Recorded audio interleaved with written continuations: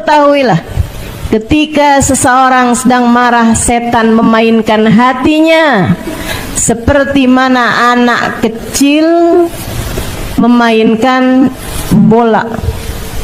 Karena ngomongnya tuh nggak pakai ilmu, nggak pakai iman, deh, nggak pakai hati gitu. Ngomongnya berdasar dari hawa nafsu, berdasar dari nafsu, keluar dari ego. Tuh banyak nyeselnya. Assalamualaikum warahmatullahi wabarakatuh.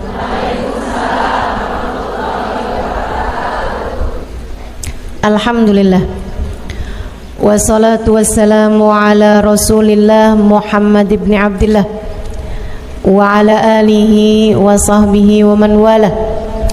Subhanaka la ilma lana illa ma 'allamtana innaka antal alimul hakim. Rabbi shrah li sadri wa yassir li amri wahlul 'uqdatan min lisani yafqahu qawli, amma ba'du. Baik, sebelum kita mulai, kita akan baca niat belajar bersama-sama. Mudah-mudahan ilmunya nanti sekali lagi jadi ilmu yang manfaat buat kita sekalian. Bismillahirrahmanirrahim. Nawaitu ta'allum wa ta'lim wan naf'a wal intifa' wal mudzakarah wat tadhkir wal ifadah wal istifadah wal hidza ala tamassuk bi kitabillah wa sunnati rasulillah sallallahu alaihi wa alihi wa sallam wa du'a ila al-huda والدلالة على الخير ابتغاء مرضاته وقربه وثوابه وحسن الخاتمة مع اللطف والعافية وصلاح العاقبة برحمتك يا أرحم الراحمين. إلى حضرة النبي محمد صلى الله عليه وسلم وآله وصحبه وأزواجه وذريته وأهل بيته وسلم وجميع الأنبياء والمرسلين والملائكة أجمعين أن الله يغفر لهم ويرحمهم ويعلي درجاتهم في الجنة وينفعنا ببركاتهم وأسرارهم وأنوارهم وعلومهم ونفعاتهم في الدين والدنيا والآخرة. Al-Fatihah, baca bersama-sama. A'udzu billahi minasyaitonir rajim. Bismillahirrahmanirrahim. Alhamdulillahi rabbil alamin. Arrahmanir rahim. Maliki yaumiddin. Iyyaka na'budu wa iyyaka nasta'in. Ihdinas siratal mustaqim. Siratal ladzina an'amta 'alaihim ghairil maghdubi 'alaihim waladdallin. Amin. Taqabbalallah minna wa minkum, taqabbal ya karim. Kenapa kita banyak salah kalau ngomong? Karena kita kalau ngomong dari nafsu kita, dari keinginan kita. Kita pengen ngomong, kita ngomong, gitu kan? Banyak salahnya nih akhirnya. Mudah-mudahan Allah selalu bimbing kita, insya Allah. Amin. Makanya orang yang paling banyak salahnya itu yang banyak ngomong dari hawa nafsunya. Kalau ngomongnya berdasar dari ilmu, kayak guru lagi ngajar, nah itu lain. Karena ngomongnya berdasar dari ilmu. Kayak orang tua lagi nasehatin anaknya, nah itu banyak benernya. Karena dia ngomong kalau nggak berdasar dari ilmu, kalau nggak berdasar dari pengalaman, iya kan? Tapi kalau udah orang lagi bertengkar, nah itu nggak sempet mikir ilmu tuh. Orang lagi berantem tuh, orang lagi bertikai, nah itu kalau ngomong nggak sempet ngomongnya, nggak sempet mikir ilmu. Makanya banyak salahnya. Cobain, ibu-ibu yang kerjaannya suka marah-marah mulu tuh, cobain sekali kamu marah dan direkam. Ya, saya saranin ini beneran ini terapi pengendalian marah. Para istri yang kalau ngomong sama suami bawaan ngegas mulu, ya, bawaan ngegas aja gitu, kayak nggak ada remnya gitu, blong udah remnya. Coba sekali-kali direkam, kalau perlu bukan hanya suara tapi video, rekaman video. Masya Allah, kamu akan lihat betapa sangat menyeramkannya dirimu. Kenapa gitu? Karena ngomongnya tuh nggak pakai ilmu, nggak pakai iman, deh, nggak pakai hati gitu. Ngomongnya berdasar dari hawa nafsu, berdasar dari nafsu, keluar dari ego. Tuh banyak nyeselnya. Ada Ibnu Mas'ud lagi marah sama budaknya. Wah, suaranya kenceng banget. Dipanggil sama Nabi, ya Ibnu Mas'ud, nggak denger. Panggil lagi sama Nabi, ya Ibnu Mas'ud, nggak denger juga. Orang kalau lagi marah tuh kayak gitu tuh, liatin, serem. Dia marah lagi sama budaknya ini. Terus Nabi Muhammad teriakin lagi, ya Ibnu Mas'ud. Baru dia dengar, lebih ya Rasulullah. Tinggalkan budaknya, dia pergi kepada Nabi. Aku memanggilmu udah 3 kali Ibnu Mas'ud, saya nggak dengar wahai Rasul. Ibnu Mas'ud, ketahuilah, ketika seseorang sedang marah, setan memainkan hatinya seperti mana anak kecil memainkan bola di tangannya. Kayak gitu tuh setan, mainin hatinya orang yang lagi marah. Masya Allah. Nabi kenapa nggak banyak salahnya atau nggak ada salahnya? Bukan nggak banyak, nggak ada salahnya. Karena Nabi tidak pernah berbicara dari hawa nafsunya. Tidak pernah. Nabi selalu berbicara dari wahyunya Allah Subhanahu wa taala. Dari wahyu dari Allah Subhanahu wa taala. Alladzi la yantiqu anil hawa in huwa illa wahyun yuha. Semua yang disampaikan Nabi adalah wahyu yang diwahyukan oleh Allah Subhanahu wa taala. Jadi Nabi ngomong iya enggak, semuanya dari Allah Subhanahu wa taala. Makanya kata Sahibul Burdah, Nabiyunal amirun nahi fala ahadun abarra fi qawli la minhu wala na'ami. Nabiyunal amirun nahi. Nabi Muhammad adalah nabi yang amir juga, nahi juga. Memerintah juga, ngelarang juga. Nabi adalah orang yang memberi perintah juga, memberi larangan juga. Tapi fala ahadun abar. Tidak ada siapapun yang lebih bagus ngomongnya fi qauli la, dalam berucap tidak, wala na'ami, ataupun berucap iya. Beliau adalah seorang yang terbaik dalam berucap tidak, seorang yang terbaik dalam berucap iya. Gitu. Kita kan kadang-kadang yang iya kita enggak-enggakin, yang enggak kita iya-iyain. Nah tuh, ini nih yang salah gitu. Kita kadang suka nggak ngerti gitu, yang manaan aja yang mesti kita iyain, yang mana yang mesti kita enggakin. Kenapa gitu? Itu tadi, karena kita tuh seringnya ngomong berdasar hawa nafsu. Coba belajar buat teken hawa nafsunya, nanti kita akan jadi ngerti kapan seharusnya bilang iya, kapan seharusnya bilang enggak. Hidupmu jadi jauh lebih terarah ketika kita berpikir dengan jernih. Hawa nafsu nih yang rusak kita nih, hawa nafsu nih. Hawa nafsu, udah percaya saya deh. Hawa nafsu rusak kita teman-teman. keinginan kita. Kita pengen begini, kita pengen begitu. Itu setiap kali. Tapi kan saya maunya, tanyain sama diri sendiri, kalau maunya Allah gimana? Kalau maunya Allah gimana? Gitu.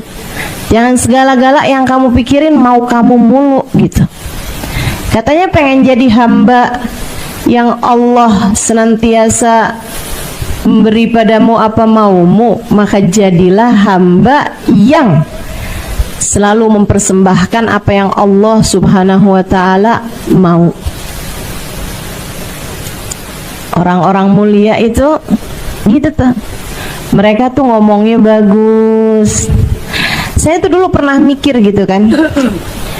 Saya kalau ketemu banyak kayak orang-orang yang lurus-lurus, orang-orang yang ahli ibadah gitu di kampung saya gitu, kayak orangnya tuh nyeremin gitu. Maksudnya tuh dalam artian kayak kalau ngomong banyaknya tentang urusan kayak neraka gitu-gitu kan, serem-serem gitu. Jadi saya dulu punya pemikiran bahwa, saya rasa sih pemikiran anak zaman sekarang juga loh, mereka tuh suka ngelihat orang tuh kalau salik, kalau ngerjain apa yang diperintah sama Allah, kayak mendadak jadi menyeramkan gitu, mendadak jadi menakutkan gitu. Kalau ngomong tuh yang dosa, neraka, murka gitu loh. Urusannya tuh kayak yang awas nak, nggak boleh gitu, nanti begini gitu, kayak nyeremin kayak gitu. Dulu saya punya pemikiran bahwa orang-orang yang jalanin agama dengan benar itu menjadi orang-orang yang menyeramkan, orang-orang yang galak, orang-orang yang bicaranya tentang akhirat, yang akhiratnya itu urusannya adalah neraka gitu. Saudaraku sekalian yang saya muliakan, ketika saya kemudian mulai belajar di pondok pesantren, belajar lagi di pondok pesantren, belajar lagi di pondok pesantren, emang saya kerjaannya belajar di pondok pesantren, sampai kemudian saya berangkat ke kota Tarim. Ternyata sebaliknya, orang-orang yang paling dekat dengan Allah selalu adalah orang-orang yang paling dapat memberikan pengharapan. Orang-orang yang paling dekat dengan Allah selalu adalah orang-orang yang paling adem-adem hatinya. Semakin dekat sama Allah Subhanahu wa ta'ala, semakin memberikan ketenangan. Karena sejatinya merekalah orang-orang yang paling tenang hidupnya. Gimana enggak coba? Orang lagi sakit datang ke Hubabah Khadijah, Baba saya sakit tenggorokannya. Hubabah Khadijah pegangin tenggorokannya, didoain.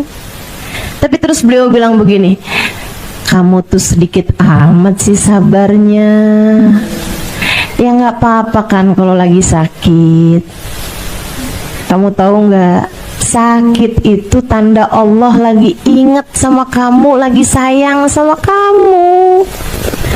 Saya tuh kalau agak lamaan nggak dikasih sakit, saya sampai suka nanya sama Allah, ya Allah, apakah engkau lupa kepada hamba-Mu Khadijah?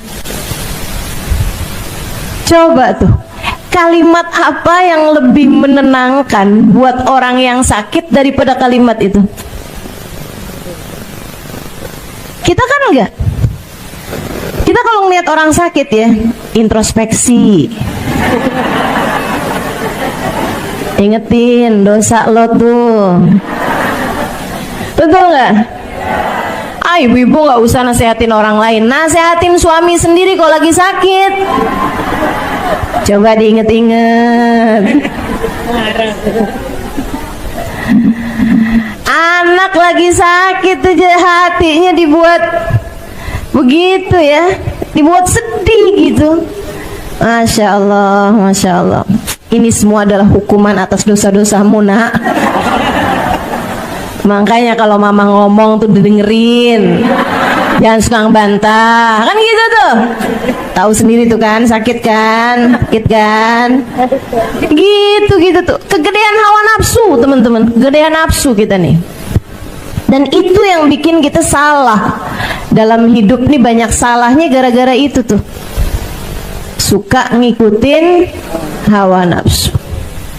Kalau mereka ini hamba-hamba tercinta di sisi Allah Subhanahu wa taala, bener mulu ngomongnya, karena ngomongnya nggak dari nafsu, tapi dari hati yang bercahaya dengan cahaya iman, cahaya ilmu, cahaya pengalaman, cahaya kedekatan dengan Allah Subhanahu wa taala.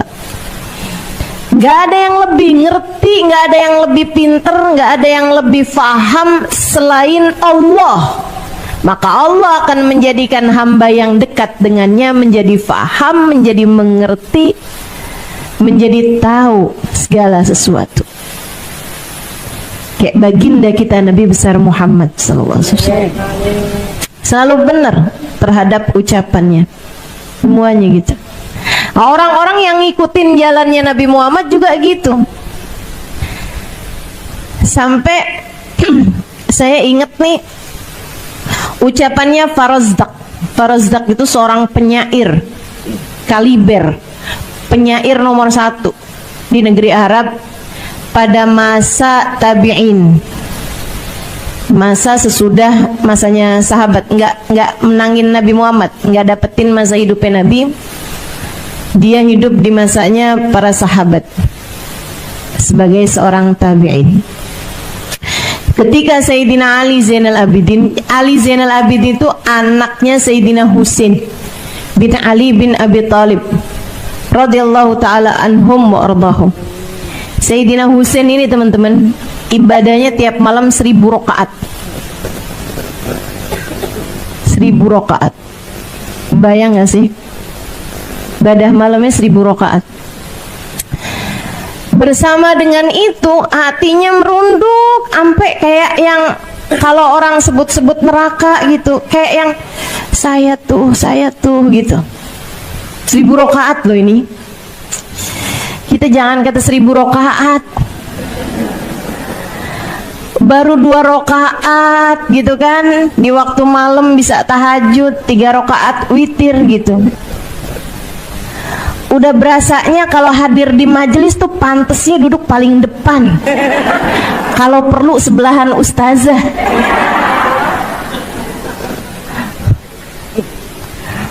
Masya Allah, Masya Allah. Ini ada orang sholatnya tiap malam 1000 rakaat, kalau disebut tentang neraka kayak ngerasa yang paling pantas buat masuk neraka. Hati luar biasa bener kalau bercahaya. Saudaraku sekalian saya muliakan, satu hari beliau lagi mengerjakan ibadah haji di tahun yang sama. Khalifah, pemimpin di zaman tersebut, kayak presiden di zaman itu yang membawahi seluruh khilafah Islamiyah, bukan hanya di Saudi Arabia, bukan, tapi Mesir masuk, Yaman masuk, ya, semua negara-negara Arab nih di bawah kepemimpinan dia ini nih, khalifahnya nih, presidennya nih. Itu teman-teman lagi melaksanakan ibadah haji juga, tapi emang zaman itu tuh masih banyak yang soleh ya. Presiden haji itu nggak pakai dihalau orang, nggak pakai nih khalifahnya mau tawaf kosongkan Ka'bah gitu, nggak pakai tuh kayak gitu. Atau misalnya Ka'bahnya di area sekitarnya dia dipakein pengawalan, nggak bisa ada orang ngedesek-desekin gitu, nggak. Zaman itu tuh nggak, khalifah ya udah gitu, ikutan haji barengan orang, ikutan tawaf barengan orang, tapi memang ada orang-orang di sekelilingnya juga gitu, ada beberapa sukanya. Abis dia tawaf pengen cium Hajar Aswad nggak bisa-bisa, khalifah loh ini, ya kan? Sekarang nih kadang-kadang orang pengen cium Hajar Aswad susah-susah dimanggil joki. Tahu nggak sekarang ada joki Hajar Aswad? Udah berapa tahun sih itu? Ya Allah, ya Allah. Saya pernah ditawarin juga gitu, mau cium Hajar Aswad 300 real. Iya, 300 real cium Hajar Aswad. Nggak tahu, pokoknya dia akan sikut sana sikut sini gitu ya, sampai bisa bikin kita bisa cium Hajar Aswad gitu kali ceritanya. Saya juga nggak tahu, emang nggak pernah nyoba juga pakai joki. Itu teman-teman sekalian, Khalifah mau nyium Hajar Aswad, rame banget, penuh banget, dia nggak bisa tuh. Di saat lagi kayak begitu, tiba-tiba dari arah masjid mau menuju ke Ka'bah datang Ali Zainal Abidin. Ini urusannya pengawalan langit.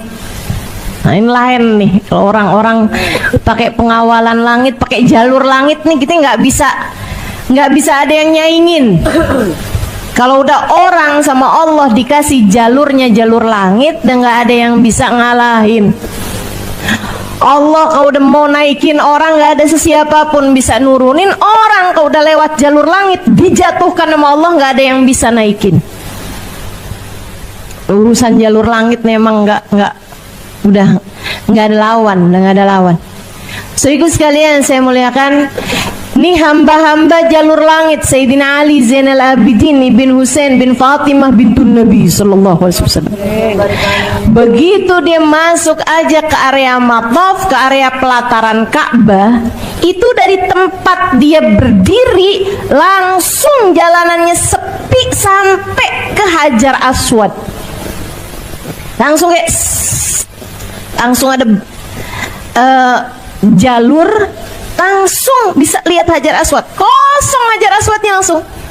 Orang-orang tuh kayak awas gitu. Khalifah lihat dong, siapa nih, kata Khalifah, siapa ada orang yang dimuliain sampai segitunya sama orang? Siapa dia orangnya yang sampai membuat semua mata tertunduk, semua kepala patuh sama dia ini gitu. Dia liatin orangnya kayak biasa-biasa aja tampilannya, nggak pakai imamah gede-gede, jenggotnya nggak yang panjang kayak apaan gitu. Ya, biasa tampilan para habaib-habaib gitu tuh. Baju sederhana, segala sederhana gitu kan. Dia nanya sama orang-orang di samping-sampingnya, siapa dia? Kata Khalifah nih, ternyata orang-orang di sampingnya nih memang orang-orang yang biasa deket sama pejabat, yang kadang-kadang suka nggak mau kalau si pejabat ini ngerasa rendah hati, ada orang ngerasa minder, ada orang yang dimuliain lebih daripada dia gitu. Suka ada penyakitnya nih, penyakitnya orang yang deket sama orang besar. Dia nggak mau kalau orang besar itu jadi merasa rendah karena ada orang lain yang dibesarkan lebih daripada dia. Ini penyakitnya nih, penyakitnya orang deket sama pejabat gitu ya. Suka nutupin kritik-kritik dari rakyat yang gitu-gitulah. Mudah-mudahan Allah selamatkan kita semuanya dari penyakit-penyakit yang nggak bener. Dia bilang kayak gini, dia kenal. Cuma dia bilang, tahu tuh siapa sih tuh? Kayak nadanya tuh kayak yang songong amat, siapa sih tuh? Gitu. Nadanya kayak yang siapa sih emang? Pura-pura nggak kenal. Pura-pura nggak kenal. Pak Rozdak pas kebenaran banget ada di situ. Dia bilang, oh kamu nggak tahu siapa dia? Saya tahu. Hadzal ladzi ya'riful batha'a wat'atuhu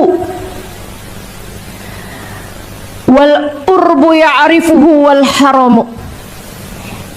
Ini adalah seseorang yang tanah mana yang nggak kenal sama dia. Tanah Mekah ini kenal kepadanya. Demikian pula orang Arab dan orang Ajam semua kenal padanya.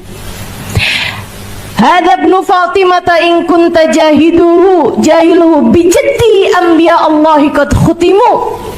Ini adalah putranya Fatimah, putri Nabi Muhammad. Jika kamu nggak tahu, dengan kakeknya lah semua nabi-nabi dipungkasi. Diakhirinya nabi-nabi dengan kakeknya dia. Hadat taqiyun nakiyul alimul alamur, tuh dibawa tuh bait syair yang sangat panjang sekali. Salah satu dari pujiannya yang bikin saya ingat sama cerita ini, maqala la qattu illa inda tasyahudihi laula tasyahudu kanat la'uhu na'amu. Dia adalah seseorang yang gak pernah berkata tidak kecuali saat syahadatnya. Andai tidak karena syahadat, la-nya akan berubah juga menjadi na'am. Syahadat la ilaha illallah. Ini Sayyidina Ali Zainal Abidin, katanya Farazdaq, adalah seseorang yang tidak pernah berkata tidak. Selalu iya aja. Satu-satunya tidaknya adalah di kalimat la ilaha illallah. Andai tidak karena syahadat, andai tidak karena tasyahud, syahadat, la-nya juga bakal berubah jadi na'am juga.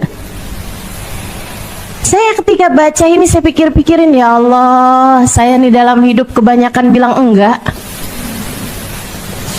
terhadap keputusan-keputusan Allah dalam hidup. Saya kayaknya kebanyakan bilang enggak, kebanyakan protesnya daripada iyanya. Dikasih sehat panjang banget, jarang-jarang bilang naam, naam, naam. Giliran dikasih sakit dikit langsung bilang kenapa ya? Iya, kamu juga ngelihat suami kayak yang, duh kok suami saya ini ya. Dikasih anak, kenapa ini anak saya begini? Kayak banyak enggaknya gitu, kayak banyak protesnya gitu terhadap apa yang terjadi dalam hidup kita tuh kayak kurang merunduk untuk bilang iya ya Allah, makasih ya Allah, betul ya Allah, ini yang terbaik ya Allah, iya ya Allah. Orang-orang mulia, saudariku sekalian, mereka tahu bagaimana menata rasa hingga mereka faham bagaimana mengolah kata. Mereka adalah orang-orang yang cahaya masuk dalam hati mereka, menerangi langkah kehidupan mereka, sehingga selalu tahu apa yang harus dilakukan dan apa yang harus dikatakan dalam segala keadaan. Kita harus belajar untuk itu. Naikin mutu kehidupan, naikin kualitas hidup dengan belajar untuk lebih benar dalam berbicara, lebih benar dalam menyampaikan segala sesuatu. Insya Allah Nabi Muhammad selalu benar. Kenapa gitu? Karena tidak diikut sertakannya ego, hawa nafsu dalam setiap ucapan-ucapan beliau. Belajar lagi, insya Allah. Yuk sekarang, kalau ngadepin suami, apa yang diomongin, apa yang mau dilakuin, pikirin dulu. Mikirinnya apa Ustazah? Dampaknya untuk akhiratmu. Mikirinnya gitu. Saya kalau ngomong kayak gini, ntar akhirat saya gimana keadaannya nih? Ini saya kalau mau menyampaikan seperti ini, akhirat saya gimana nih keadaannya nih? Ini kalau saya mau berbuat kayak begini, akhirat saya gimana nih keadaannya nih? Ngeliat dompet di saku suami, dibuka, banyak duitnya merah-merah. Mau ngambil, mikirin dulu, nih gimana nih akhirat saya nih? Kalau saya ambil nih gimana nih akhirat saya nih? Mau marah-marah sama suami, mikirin nih akhirat saya gimana nih kondisinya nih kalau saya marah-marah nih. Karena orang kalau udah marah, teman-teman saudaraku sekalian, ikutin hawa nafsu. Itu setan main-mainin hatinya kayak anak kecil mainin bola. Pernah lihat anak kecil mainin bola? Serem. Tendang sana, tendang sini, lempar sana, lempar sini. Kayak gitu tuh persis hatimu kalau lagi marah. Makanya Nabi Muhammad alaihi wasallam diajarin kita buat enggak kebawa sama amarah. La taghdab falakal jannah, kata Nabi. Jangan mudah marah, bagimu surga. Nanti dijanjiin kayak gitu sama Nabi Muhammad alaihi wasallam. Ada seorang pemuda, emang orangnya nggak bisa nahan amarah. Dia datang pada Nabi Muhammad di antara orang-orang lainnya, nggak lagi marah, lagi biasa aja gitu. Dia bilang, ya Rasulullah, ausini, wahai Rasul, kasih saya nasihat. Nabi Muhammad bilang sama dia, la taghdab, jangan marah, jangan gampang marah. Kok kayak nggak enak gitu dinasehatin, cuman gitu doang. Maunya tuh kayak yang lain-lain juga gitu, nasihatin macem-macem. Jadi dia ke arah yang lain, dia nanya lagi, ya Rasulullah, ausini, wahai Rasul, kasih aku nasihat. Nabi Muhammad bilang, la taghdab, jangan marah. Faraddada miraran faqala la taghdab. Dia berulang-ulang kali minta nasihat Nabi Muhammad, dan berulang-ulang kali pula Nabi Muhammad memberi padanya nasihat, jangan mudah marah, jangan marah, jangan marah, teman-teman. Yuk belajar. Ustazah, saya memang orangnya kayak begitu. Enggak gitu. Enggak gitu. Percaya saya, kamu enggak gitu. Saya memang karakter saya tuh, Ustazah, saya memang orangnya mudah marah gitu. Enggak teman-teman. Jangan percaya, itu omongan setan. Membenarkan perilaku burukmu itu kerjaan setan. Emang dia mah kayak gitu orangnya. Bukan orang sih, setan. Dia emang kayak gitu tuh kelakuannya tuh. Bikin kamu jadi menyerah, bikin kamu jadi merasa jahat, bikin kamu jadi merasa nggak enak, dan dia mencari pembenaran atas hal itu. Emang saya mau orangnya kayak gitu, kamu terima ya udah, enggak ya mau gimana lagi, emang saya kayak orangnya kayak gitu tuh. Itu kelakuan setan. Jangan percaya sama setan.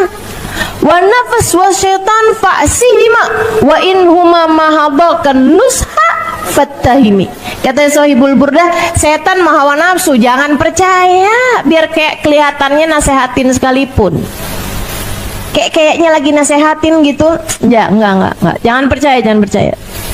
Setan maha hawa nafsu, emang kerjaan menyesatkan kita, teman-teman. Kenapa saya bisa bilang kayak begitu? Karena saya aslinya itu gampang banget buat marah. Saya nih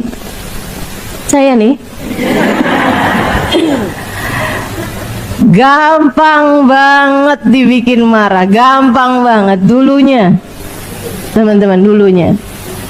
Sekarang gimana Ustazah? Saya terus belajar untuk enggak jadi orang yang gampang marah. Berhasil Kak? Ya namanya juga orang belajar, ya kan? Gitu. Tapi alhamdulillah saya kok ditanyain, Ustazah kapan terakhir marah? Kapan ya? Udah lupa tuh. Sehingga sekalian yang saya muliakan, coba tanyakan suamimu, kapan terakhir kamu marah-marah?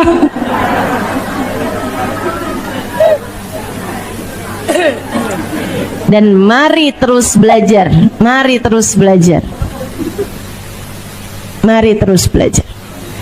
Coba tanyakan anakmu, coba tanyakan saudaramu. Jangan sampai anak tuh bilang kayak gini, itu jangan sampai bikin mama marah. Mama kalau marah serem. Gak banyak tuh anak-anak ngomong gitu tuh. Gak banyak. Yuk belajar terus. Gimana cara belajarnya itu tadi? Jangan biarkan setan itu menguasai hati kita gitu. Caranya kalau marah mau ngomong apapun pikirin gitu, dampaknya buat akhirat saya kayak gimana gitu. Tapi kan Ustazah kalau lagi marah kita kadang nggak bisa mikir. Latihan. Sebelum kemarahannya datang sering pikirin itu. Kalau mau ngerjain apapun, nih akhirat saya gimana nih ya kalau saya ngerjain ini. Kalau saya ngomong kayak gini akhirat saya kayak gimana ya. Ini jadi penyesalan apa jadi hal yang saya syukuri nih kalau saya ngomong. terus sering pikirin itu gitu. Kita mau pakai baju nih, kalau saya pakai baju kayak gini Allah ridho apa enggak nih ya? Mau ngapain aja tuh kita mikirin nih, kalau saya pergi ke sini Allah ridho apa enggak ya? Terus gitu. Nanti lama-lama marah pun kamu masih bisa mikir gitu. Ngomong kayak begini nanti kayak gimana ya Allah sama saya ya? Gimana akhirat saya? Nanti terlatih teman-teman, terlatih. Semoga begitu. Lama-lama akan terlatih. Diajarin juga sama Nabi. Kata Nabi, fa idza ghadiba ahadukum inna syaitan minan nar wal nar minal inna syaitan innal ghadab minas syaitan wa syaitanu minan nar wal idfun nar lal ma fa idza ghadiba ahadukum falyatawadda. Kata Nabi, setan tuh dari api. Marah itu dari setan. Setan itu dari api. Gak ada yang bisa madapin api selain air. Maka apabila kamu sedang marah, segeralah berwudu. Diajarin sama Nabi.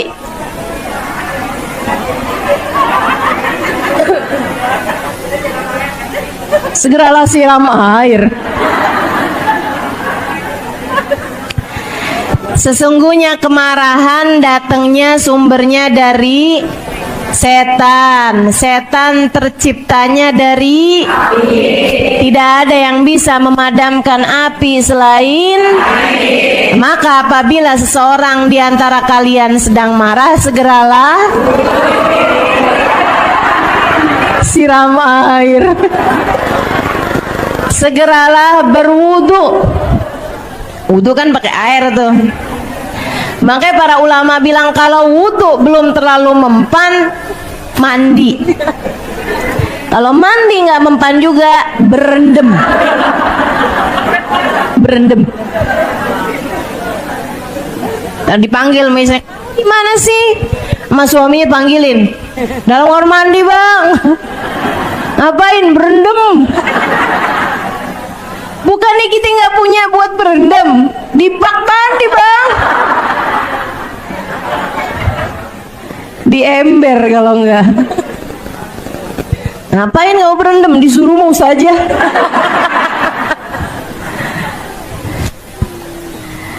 Aduh. Gitu saya sekalian. Terus sama Nabi juga diajarin, kamu kalau lagi marah, lagi berdiri segera duduk. Kalau marahnya lagi duduk, segeralah berbaring. Beneran ini. Pindah ke posisi yang lebih rileks. Orang kalau lagi marah tuh, inget-ingetin. Ini ya, ini salah satu tips and trick dari orang yang udah belajar dalam mengalahkan kemarahannya. Yuk, diamalin. Buat siapapun yang gampang marahan, nih ilmunya. Emang belajar mah kayak gitu. Belajar tuh bukan cuman urusan-urusan sholat, ibadah. Mengalahkan kemarahan itu sesuatu hal yang harus kita pelajari. Jadi kalau kamu lagi marah tuh, kalau lagi datang marah di saat kamu duduk, jangan berdiri. Kebanyakan orang seperti itu, karena memang dikuasai hawa nafsu, dikuasai nama setan tuh kayak gitu tuh. Lagi duduk ngelihat HP suami atau kelihatan HP suami, udah transfer sayang, waduh. Biasanya langsung sontak berdiri tuh, apa? Wah.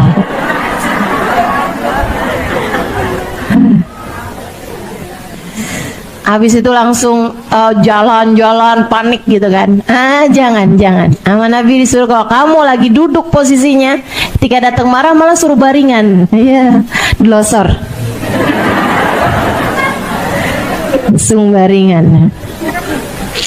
Kamu lagi ngapain?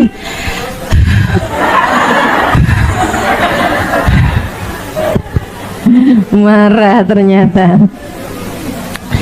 Yuk belajar menguasai kemarahan, biar hidup nggak banyak nyeselnya. Amin. Wa annahu alaihi salatu wassalam shadiq fi jami' ma akhbara bihi anillahi ta'ala. Nabi Muhammad selalu benar terhadap apapun yang dia sampaikan dari Allah, yang beliau sampaikan dari Allah. Sebab semua ucapan Nabi Muhammad adalah wahyu dari Allah Subhanahu wa taala, tidak pernah bersumber dari hawa nafsunya. Minas sirat, ketika beliau mengabarkan tentang jembatan sirat, saya udah terangkan ini ya di pertemuan yang lalu. Betapa tipisnya jembatan sirat, lebih tipis daripada rambut, lebih tajam daripada pedang. Tidak ada yang bisa selamat di sana kecuali yang diselamatkan Allah Subhanahu wa taala. Macam-macamnya orang ketika melewati jembatan sirat, ada yang secepat kilat, sekejapan mata, tarfat ain, langsung nyampe itu. Nah, itu kelas-kelasnya Nabi, kelas-kelasnya para wali. Ada yang lewatnya seperti angin yang bertiup. Angin bertiup kan cepet tuh, nyampe deh tuh. Ada yang lewatnya kayak orang yang naik kuda yang cepet. Tapi teman-teman, jembatan sirat itu panjangnya 500 tahun perjalanan. Jadi kayaknya kayak orang naikin kuda yang cepet, kok ibarat sekarang kayak orang naik bus. Itu tuh masih tetap lama tuh, 500 tahun perjalanan. Coba gimana kita hidup aja nggak nyampe 100 tahun, ini kayak 500 tahun perjalanan. Ya lama banget kan kalau dinaikinnya pakai kuda gitu. Mudah-mudahan Allah selamatin kita semuanya, amin. Kemudian kayak orang lari, tapi ya selamat juga gitu, tapi kayak orang lari. Kemudian yang terakhir kayak orang jalan. Ya Allah, ya Allah. Jalan untuk sesuatu yang 500 tahun perjalanan tuh kebayang nggak apaan sampainya. Nah, di antara yang jalan-jalan itu ada yang jatuh. Ada yang jatuh. Siapa yang jatuh? Yang masih punya sisa dosa yang belum diampuni Allah Ta'ala. Ada yang punya sisa dosa, dosanya itu bikin dia merasakan panas di mahsyar. Udah tuh kehapus. Jadi pas lewat jembatan selamat sampai ke ujung. Ada yang punya dosa, dosanya itu bikin dia dipermalukan di hari hisab. Ada. Udah tuh mentok di hisab, malu, Allah gugurkan dosa-dosanya. Ada juga yang dosa-dosanya tuh masih sisa karena banyak gitu kan. Matinya bawa iman, tapi dosanya masih banyak.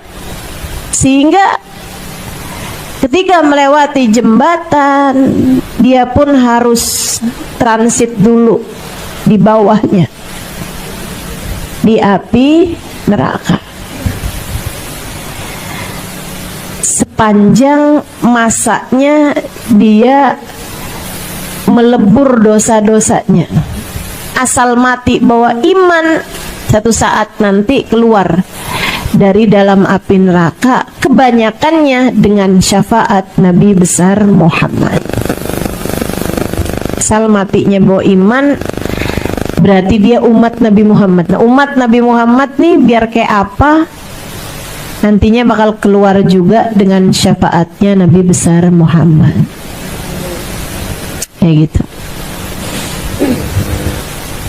Yang serem tuh, paling serem yang mati nggak bawa iman. Maka itu yang paling ditakutkan sama para ulama-ulama kita, orang-orang soleh kita. Sampai katanya Imamul Haddad dalam munajatnya, qad kafani ilmu rabbi min su'ali wa ikhtiyari fa du'ai wa ibtihali syahidun li biftigari. Allah telah tahu segala sesuatu tentangku, apa perlunya aku mengadu? Jika aku tetap meminta kepadamu ya Allah, adalah agar aku senantiasa terlihat mengemis di pintumu. Dalam munajatnya itu di akhirnya beliau bilang, hajatan fin nafsi ya Rabb faqdiha ya khaira qadi. Hajat saya yang satu ini ya Allah, tolong ijabah, jangan tolak ya Allah. Hajatan fin nafsi ya Rabb faqdiha ya khaira qadi. Ada salah satu muridnya bertanya kepada beliau, ma hajatuka ya imam, apa hajatmu ini wahai imam? Kayak pengen tahu gitu hajatnya orang sekelas Imam Al-Haddad, wali min auliyaillah, buta tapi hafal Quran, hafal ribuan hadis Nabi Muhammad, hafal, beliau nyaris hafal kitab Ihya, teman-teman. Ini gimana ceritanya? Kalau bukan wali min auliyaillah nggak bisa nih. Ini ilmu laduni namanya. Bahkan beliau ketika nulis banyak-banyak kitab itu dalam keadaan buta, saudaraku sekalian. Dan beliau ketika mau menuliskan salah satu hadisnya Nabi besar Muhammad SAW, beliau nggak tahu hadis ini sahih apa enggak, hadis ini benar Nabi Muhammad mengucapkannya atau enggak. Langsung nanya sama Nabi Muhammad SAW. Ini orang dengan kualitas hidup yang semacam itu nggak pernah bikin dosa. Fa innahu mahfud, karena beliau adalah orang yang terjaga. Kalau Nabi itu namanya maksum, terjaga dari berbuat dosa. Kalau para wali itu mahfud tuh saudaraku sekalian, terjaga juga, tapi di bawahnya maksum. Kalau maksum tuh udah benar-benar mustahil berbuat dosa. Kalau mahfud terjaga dari berbuat dosa, Allah menjaganya sehingga tidak berbuat dosa. Sehingga tidak berbuat dosa. Ini para wali-walinya Allah SWT. Ketika bilang hajatan fin nafsi ya Rabb, hajat yang satu ini ya Allah faqdiha ya khaira qadi, kabulkan ya Allah hajat saya yang satu ini, tolong kabulkan ya Allah. Pengen tahu dong kita hajatnya wali itu apa sih? Ditanya sama murid beliau, ma hajatukum ya imam, apa hajatmu wahai imam? Yang kau sebutkan dalam munajat-munajatmu itu hajatan fin nafsi ya Rabb faqdiha ya khaira qadi. Imamul Haddad runduk kemudian berkata, hajati an amut ala husnil khatimah, hajatku adalah aku mati dengan bawa iman. Hajatku adalah aku mati dengan jadi umat Nabi Muhammad. Hajat saya adalah saya mati bawa iman, mati dalam husnul khatimah.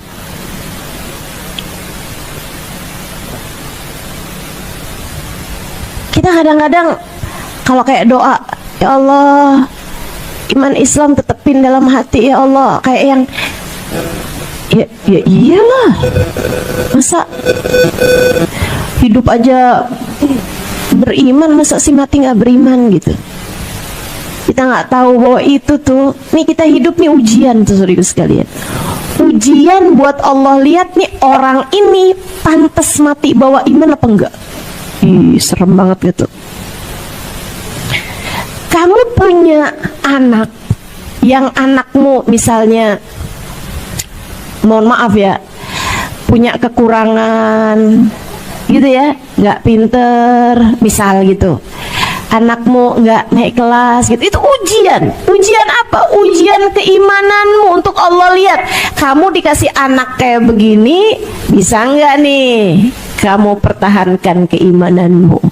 Untuk aku lihat nanti kamu mati bawa iman apa enggak. Kamu punya suami misalnya keras, misalnya pelit, misalnya apapun aja, ujian dalam hidupmu. Allah mau lihat suamimu sakit, suamimu kena kecelakaan misal gitu ya, itu adalah ujian dalam hidupmu teman-teman. Allah mau lihat nih yang ini nih, istri yang satu ini nih pantas gak buat dia mati, aku pertahankan iman dalam hatinya. Apapun yang datang dalam hidup kita nih teman-teman, kamu lagi dikasih sakit, kamu lagi dikasih sulit, kamu lagi dikasih apapun ujian, hasilnya bahwa imankah dirimu itu saat kematian. Allah mau lihat, Allah mau lihat pantas nggak nih iman dia bawa nih, berhasil nggak nih. Makanya ketika kamu mati bawa iman di dalam hatimu, cinta dalam hatimu pada Allah dan Rasulnya, itu kayak orang lagi ditulis di lembarannya lulus. Dia tuh stempel kelulusan dalam hidupmu adalah kamu mati dengan membawa iman. An amut ala husnil khatim. Sebab kau udah matinya nggak bawa iman, udah tuh nggak ada siapapun bisa menyelamatkanmu. Tidak bahkan baginda Nabi Muhammad sallallahu alaihi wasallam. Kau udah mati, kamu nggak lagi orang yang beriman, kamu mati dalam keadaan Tuhan kamu udah bukan Allah lagi, kamu udah nggak percaya lagi sama Nabi Muhammad, udah tuh. Udah, gak ada yang bisa menyelamatkanmu, teman-teman. Makanya hati-hati dalam hidup nih, hati-hati sama suami yang benar, sama anak yang benar, sama keluarga yang benar. Jangan putus silaturahim sama keluarga, sama kerabatmu tuh yang baik-baik, yang baik-baik, sama tetangga yang baik, sama orang yang baik. Jangan punya hati yang tega nyakitin siapapun. Jangan teman-teman. Itu ujian keimanan semuanya, ujian keimanan.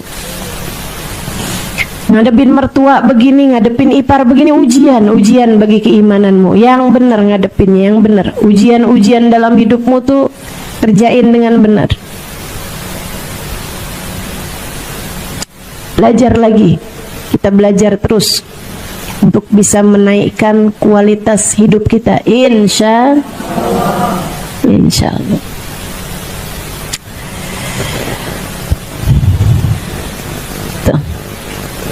Jembatan sirat, minas sirat, mudah-mudahan selamat semua. Karena kalau nggak selamatnya di dunia nih, apa-apanya masih ada untungnya.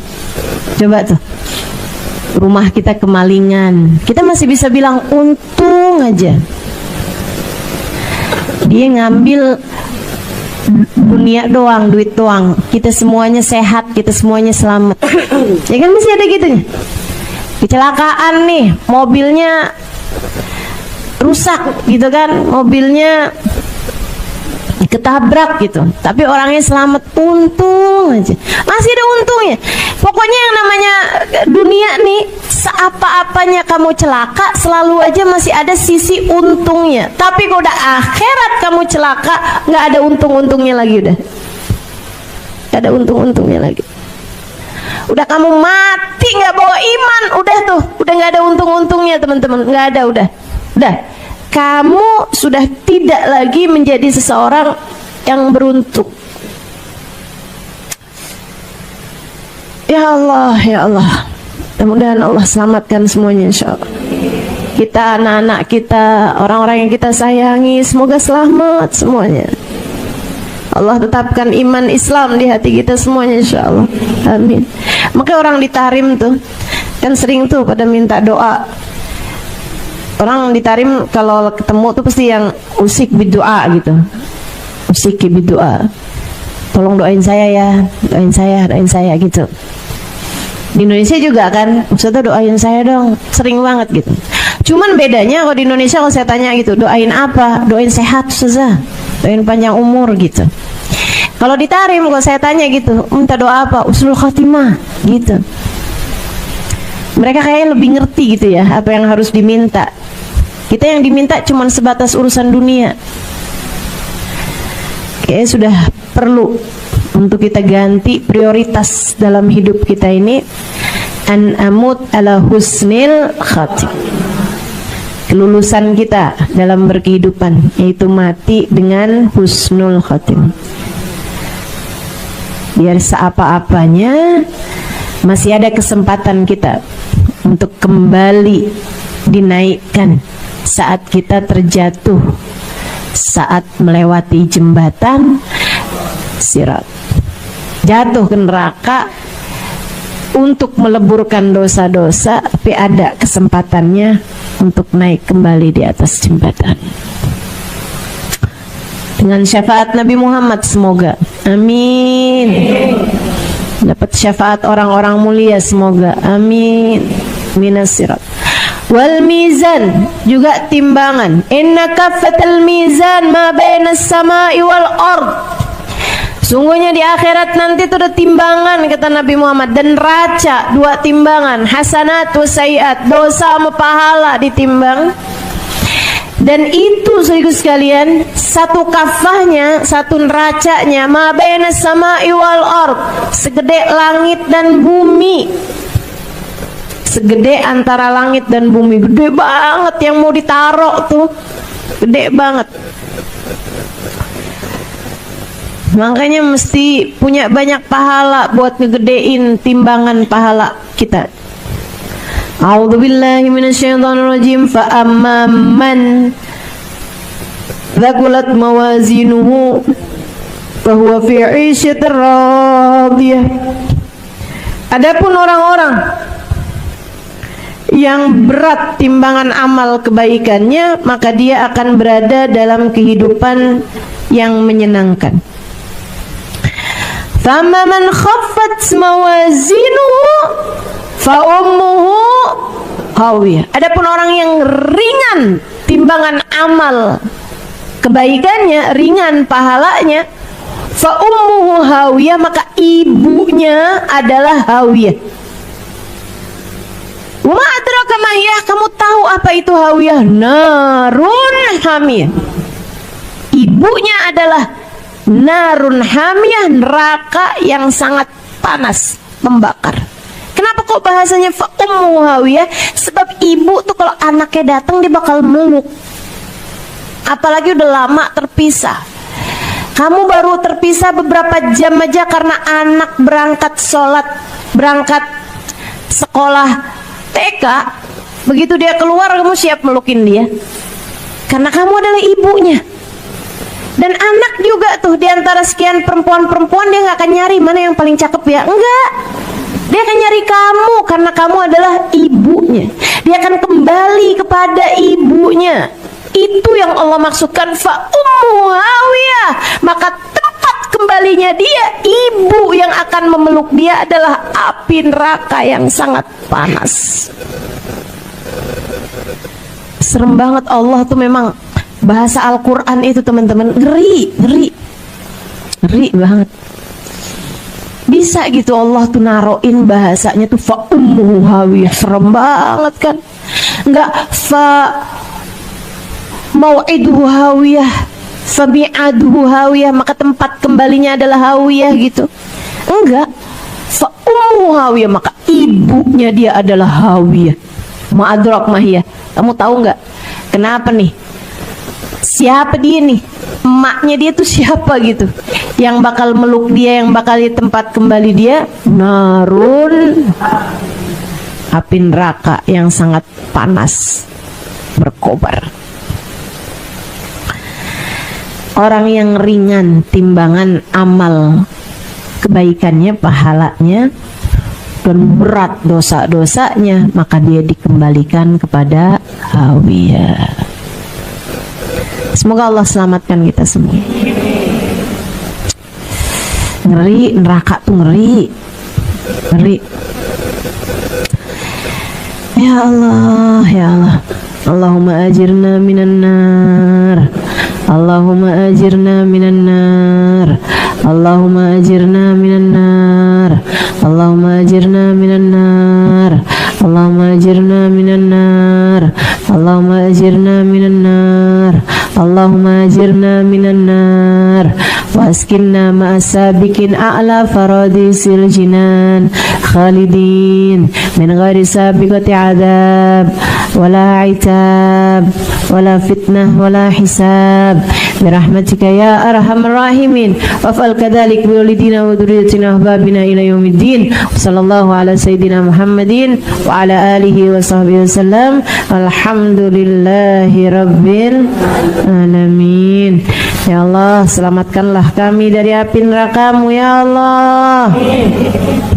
Tempatkanlah kami ke dalam surga-Mu ya Allah, tanpa hisab, tanpa adab, tanpa itab, tanpa dicela terlebih dahulu ya Allah, tanpa dijelek-jelekan terlebih dahulu, tanpa harus menanggung rasa malu terlebih dahulu. Masukkan kami ke dalam surga-Mu ya Allah. Khalidin, kekalkanlah kami di dalamnya. Waf'al kadzalik walidina, demikian pula lakukan hal yang sama untuk dua orang tua kami. Auladina, anak-anak kami. Wahbabina, orang-orang yang kami sayangi ya Allah. Ila yaumiddin, sampai akhirat nanti ya Allah. Rahmatika ya arhamar rahimin, rahmatmu yang kami harapkan, wahai Zat yang paling pengasih dan penyayang. Baca doa itu habis subuh 7 kali, habis maghrib 7 kali. Ada hadisnya, siapa yang minta perlindungan kepada Allah dari api neraka di pagi hari, kalau dia meninggal hari itu, Allah akan bilang, ini adalah hambaku yang telah memohon kepadaku perlindungan dari api neraka, maka hindarkanlah dia, wahai malaikatku, dari api neraka selama-lamanya. Siapa yang bacanya ba'da maghrib, kalau dia meninggal malam tersebut, maka dia juga akan digitukan Allah Subhanahu wa taala kepada para malaikat-malaikatnya, wahai malaikatku, amankanlah hambaku dari api neraka selama-lamanya, sebab dia telah memohon perlindungan kepadaku dari api nerakaku. Nah, karena kita nggak tahu kapan kita mati, baca tiap hari, habis subuh sama habis maghrib. Insya Allah teman-teman saudara sekalian, kalau kamu adalah orang yang akan dihindarkan dari api nerakanya, insya Allah ngepasin meninggal dunia di hari yang subuhnya kamu baca itu, ba'da maghribnya, atau kalau malam ba'da maghribnya kamu baca itu. Dan kalau orang itu memang akan Allah Subhanahu wa taala masukkan ke dalam api nerakanya, akan dimasukkan ke dalam api nerakanya, dia bakalan meninggal dunia di hari yang subuhnya dia nggak baca itu, atau di saat malam meninggalnya, maghribnya nggak baca itu gitu. Makanya kita mesti istiqomah, mudah-mudahan terus saja baca habis maghrib sama habis subuh. Biasanya dibacanya habis doa ya. Habis kamu doakan, sebelumnya kan baca istighfar, baca ayat kursi, baca subhanallah 33 kali, alhamdulillah 33 kali, Allahu Akbar 33 kali, kan gitu ya. Habis itu kan kamu doa gitu kan. Nah, habis doa tuh istighfar, terus baru itu tuh Allahumma ajirna minan nar, Allahumma ajirna minan nar 7 kali. Baik, minal sirat wal mizan kafatul mizan. Ada orang-orang yang waktu ditimbang seri teman-teman, nggak berat satu dari yang lain. Bacanya seri apa seri? Seri. Jadi itu ditimbang itu sama persis gitu, nggak ada yang bisa keputusannya nih, nggak bisa nih. Jadi kayak gimana tuh kalau kayak gitu? Repot. Ada juga orang yang timbangannya tuh seri gitu, terus Allah bilang malaikat periksa lagi. Mungkin ada satu aja gitu amalan yang bisa naikin, entah itu timbangan kebaikan, entah itu timbangan keburukan. Imam Ghazali dalam kitabnya Minhajul Abidin, kalau saya nggak salah ingat, itu beliau mengatakan, kamu tiap kali mau bikin dosa, kamu pikirin jangan sampai ini adalah yang bikin kamu jadi nggak seri, yang bikin kemudian kamu ditambahin tuh dosanya. Tiap kali kamu mau ngerjain pahala sekecil apapun, jangan tinggalkan, siapa tahu itu adalah yang bikin timbangan amal kebaikanmu jadi nambah gitu. Saat kamu dalam keadaan seri itu teman-teman saudara sekalian, itu kan akan diperiksa lagi tuh catatan kamu tuh, barangkali ada yang nyempil. Nah, yang nyempil tuh biasanya amalan-amalan kecil gitu. Bahkan satu subhanallah yang tersisa bisa dinaikkan di timbangan amal kebaikan. Bahkan satu pandangan haram yang kamu lihat seorang laki-laki dengan rasa suka, ih ganteng ya, bisa saja jadi naikin timbangan amal keburukan. Bisa saja satu ucapan kasar kecil, satu ucapan kayak yang bisa aja sekedar yang kayak yang kamu ucapkan kepada orang tuamu saat orang tuamu memerintahkan sesuatu. Bisa saja kamu ucapkan kepada suamimu saat dia menyuruhmu sesuatu. Bisa saja memberatkan timbang dosamu. Karenanya pesan dari Sayyidina Ali Zainal Abidin, jangan remehkan dosa sekecil apapun. Siapa tahu ia jadi penyebab Allah murka padamu. Jangan remehkan kebaikan sekecil apapun. Siapa tahu ia jadi penyebab Allah sayang padamu. Kita nggak tahu. Itu mizan. Ada lagi orang seri nih timbangannya nih, nggak berat satu, nggak berat yang lain, pas banget 50-50. Malaikat periksa, udah semuanya udah ditimbang. Kalau gitu tunda, biarin dulu nih, biarin dulu. Saya mesti gimana nih nasib saya nih, katanya yang ditimbang nih. Yaudah gini aja dah, silahkan kamu jalan-jalan di mahsyar. Ngapain? Saya disuruh jalan-jalan ngapain? Minta sumbangan. Coba tuh, disuruh minta sumbangan. Ini Imam Ghazali ceritain nih. Kalau nggak di Minhaj, kalau nggak di Ihya, teman-teman, di Ihya kayaknya, di Ihya. Ihya Ulumuddin 5 jilid tuh ya. Itu baru ngeliat kitabnya aja udah males bacanya. Tebel banget. Tapi ya belajar mah harus kan, segede apapun. Nah itu tuh ada tuh di kitab itu. Boleh aja sih kalau yang Ustazah ngomong beneran apa enggak sih, ini ada dalilnya apa enggak sih. Silakan dibuka kitabnya. Saya yakin teman-teman juga baru ngeliat kitabnya agak ngerti, udah percaya aja dah.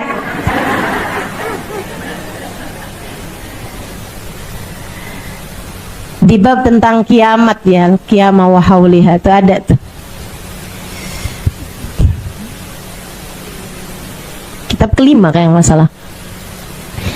Nanti Imam Ghazali membahas hal ini teman-teman, tentang mizan. Ada orang timbangannya seri, dia pun kemudian sama Allah disuruh nyari sumbangan, gitu ya. Nah kalau di dunia mah udah nggak usah deh kita deh, jangan pernah minta orang. 1 titik hitam di akhirat bagimu setiap kali kamu minta. Jangan jadi orang selamitan, jangan jadi orang suka minta orang. Itu nanti 1 titik hitam di wajahmu di akhirat nanti. Ustaz kalau minta fallback gimana? Saudaraku sekalian yang saya muliakan, akhirnya ya emang mau gimana lagi gitu kan. Dia pun dengan pikiran putus asa di jalan juga gitu, di jalan ketemu sama anaknya. Dia bilang, alhamdulillah nak, mama ketemu kamu nak, mama minta tolong. Apaan mah? Mama nih lagi ditimbang nih amalnya kan. Terus seri nak, sumbang nape? Bagiin, gak usah banyak-banyak deh nak, asal lebih berat aja gitu. Apaan mah? 1 tasbih kamu kek, 1 sujud kamu kek gitu, apa aja gitu. 1 sholawatan kamu kek, apa aja. 1 sedekah kamu nak yang kamu sumbangkan gitu. Gak usah banyak-banyak, ayo nak kasih nak. Ingat gak nak, kamu tuh pernah ada di perut mama 9 bulan. Kata anaknya, gak inget mah, saya kan masih jadi janin. Teman-teman saya sekalian, anaknya kemudian bilang, ma, masalahnya kan saya juga nggak tahu nih timbangan senter kayak gimana. Ya juga sih ya.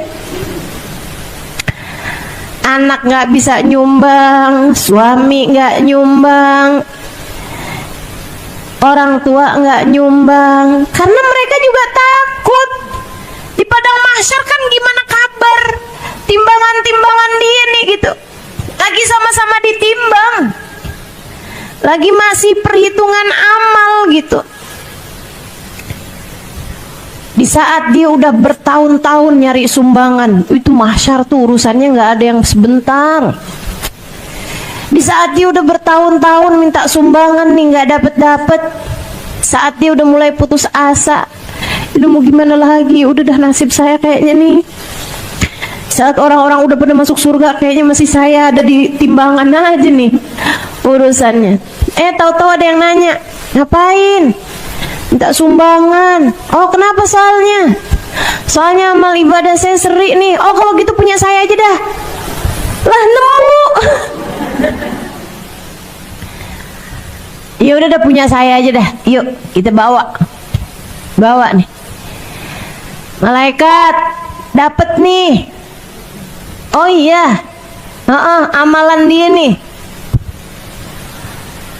Taruhin. Alhamdulillah. Jadi berat kan? Laporan sama Allah. Ya Rob, dia udah bisa masuk surga nih karena timbangan amal kebaikannya udah lebih berat daripada dosa-dosanya. Kata Allah, dapat mana sumbangannya? Dapat dari fulan bin fulan. Kok kamu nyumbang? Kamu udah banyak ya pahalanya. Enggak ya Allah, justru atu-atunya. Ini bener nih, Ihya cerita begitu. Justru satu-satunya sedekah saya di dunia, satu-satunya kebaikan saya adalah bersedekah di dunia. Kata Allah, kenapa kamu mau mensedekahkannya sama orang? Ya Allah, daripada dua orang hamba mau masuk neraka, mendingan dah salah satu kayak gitu. Saya nggak akan masuk surga dengan satu saja amal ibadah saya dibandingkan dengan segitu banyak dosa-dosa saya. Maka biarkan dia masuk ke dalam surgamu ya Allah, biar ada yang selamat dengan amal ibadah saya ini. Kata Allah, kamu telah dermawan di hari yang tidak ada sesiapapun mau dermawan. Ketahuilah aku lebih dermawan daripada kamu, maka masuklah kamu ke dalam surgaku dengan kedermawananku. Ini katanya Imam Ghazali, sudah beliau cerita ini, bahkan di surga sekalipun kedermawananmu bermanfaat, bahkan di akhirat sekalipun kedermawananmu tetap akan memberi kemanfaatan. Makanya tuh, orang yang dermawan tempatnya dekat dengan surga. Orang dermawan tuh Al-Karim. Al-Karim garibun minallah, garibun minal jannah, ba'idun, garibun minallah, garibun minan nas, garibun minal jannah, ba'idun minan nar. Orang yang dermawan dekat sama Allah, dekat sama orang, dekat sama surga, gitu kan? Jauh dari neraka. Orang yang pelit, jauh dari Allah, jauh dari orang, jauh dari surga, dekat sama neraka. Nah itu tinggal kamu lihat tuh, kamu tipe orang yang bagaimana. Mudah-mudahan Allah jadikan kita semuanya dermawan. Kamu gak bisa mikir, kalau gitu saya maksiat aja banyak-banyak, satu kebaikan saya ntar saya mau sumbangin biar kita berdua masuk dalam surga. Ya, gimana ceritanya tuh? Minasirat wal mizan wal haud, dan juga haud telaganya Nabi kita Muhammad sallallahu alaihi wasallam, yang kata Nabi, "Inna haudi ma baina Ailah wa San'a." Sungguhnya telagaku itu seluas dari Ailah. Ailah itu kota di Mesir, wa San'a kota di Yaman. Itu telaganya Nabi itu panjang. Panjang kayak lebih panjang daripada Jakarta Surabaya gitu. Walahu minal abari ka'adat tujumis sama. Punya cangkir sebanyak bilangan bintang di angkasa. Itu cangkirnya banyak. Umatnya tuh pasti bakalan kebagian. Ya, umat semua kebagian. Yang gak kebagian orang yang bukan umatnya Nabi Muhammad. Dan itu ada orang-orang, kata Nabi Muhammad, habis cerita tentang telaganya, lebih manis daripada madu, lebih putih daripada susu. Tampilannya putih, telaganya Nabi itu, orang umat berdatangan semuanya ngambil cangkir kemudian minum, ambil cangkir kemudian minum. Orang yang minum dari telaganya Nabi insya Allah masuk surga nantinya, karena dijanjiin sama Nabi, man syarib minhu lam yadma ba'daha abada. Siapa yang minum dari telaga itu nggak akan haus selamanya. Orang di neraka tuh pasti kehausan. Jadi orang kalau minum dari telaganya Nabi berarti artinya dia akan masuk surga gitu. Nah ini teman-teman sekalian, bagian dari syafaatnya Nabi Muhammad. Telaganya Nabi itu bagian dari syafaatnya Nabi kita Muhammad alaihissalam. Tapi ternyata ada orang-orang yang, kata Nabi Muhammad, faltafattu faidan biaqwam. Saya menoleh, ternyata ada orang-orang yang tampilannya kayak tampilan umatnya Nabi. Tampilannya nih kayak tampilan umatnya Nabi. Kalau perempuan dia kerudungan gitu ya, bahkan kadang-kadang kerudungannya lebih lebar-lebar gitu. Kalau laki-laki itu tampilannya emang kayak tampilan umatnya Nabi gitu,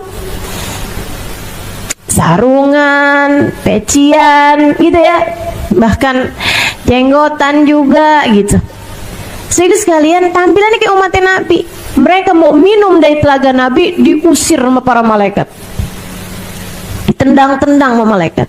Nabi ngelihat itu, kemudian Nabi Muhammad bilang, ummati, ummati, malaikat biarin apa, itu kan umat saya tuh, itu kan umat saya. Modelannya tuh kayak umatnya Nabi banget gitu.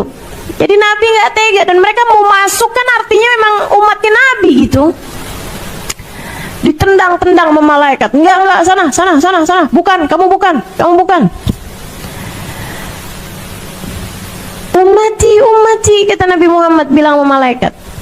Malaikat bilang, suhban lahum ya Muhammad, innaka la tadri ma yafaluna ba'dak. Enggak nih wahai Rasulullah, yang ini bukan umatmu, meskipun kelihatannya kayak